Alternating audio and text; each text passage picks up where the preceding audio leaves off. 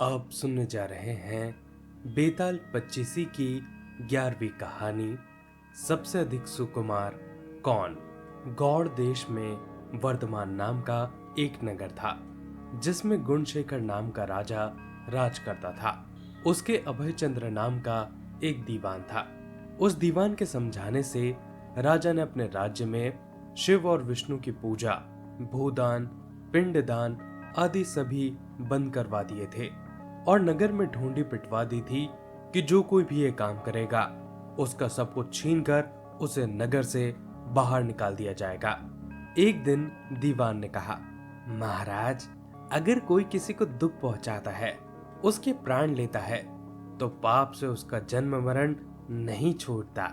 वह बार बार जन्म लेता और मरता है। इससे मनुष्य का जन्म पाकर धर्म बढ़ाना चाहिए। आदमी को हाथी से लेकर चींटी तक सबकी रक्षा करनी चाहिए। जो लोग दूसरे के दुख को नहीं समझते और उन्हें सताते हैं, उनकी इस पृथ्वी पर भी उम्र घटती जाती है और वे लूले, लंगड़े, काने बोने होकर जन्म लेते हैं। महाराज, राजा ने कहा, ठीक है, अब दीवान जैसा कहता है वैसा ही करते हैं। दैवयोग से एक दिन राजा मर गया। उसकी जगह उसका बेटा धर्मराज गद्दी पर बैठा। एक दिन उसने किसी बात पर नाराज होकर दीवान को नगर से बाहर निकलवा दिया। कुछ दिन बाद एक बार वसंत ऋतु में वह इंदुलेखा, तारावली और मृगांकवती इन तीनों रानियों को लेकर बाग में गया। वहां जाकर उसने इंदुलेखा के बाल पकड़े तो उसके कान में लगा हुआ कमल उसकी जांघ पर गिर गया। कमल के गिरते ही उसकी जांघ में घाव हो गया और वह बेहोश हो गई। बहुत इलाज हुआ तब जाकर वह ठीक हो पाई।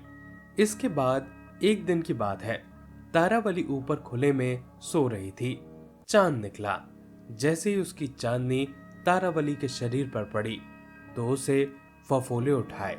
कई दिनों के इलाज के बाद उसे आराम मिल पाया। इसके बाद एक दिन किसी के घर में मूसलों से धान कूटने की आवाज हुई।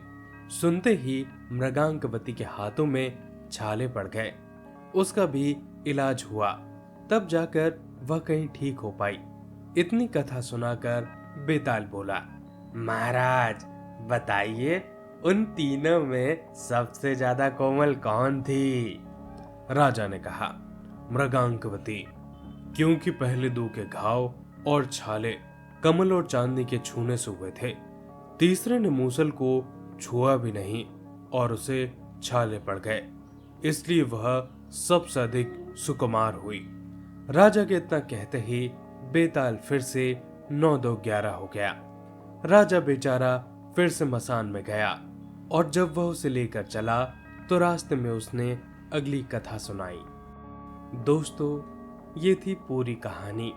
आप सुन रहे थे बेताल पच्चीसी की 11वीं कहानी, सबसे अधिक सुकुमार कौन। अगली कहानी तक आप मेरे साथ बने रहिए। आप सभी का बहुत बहुत धन्यवाद।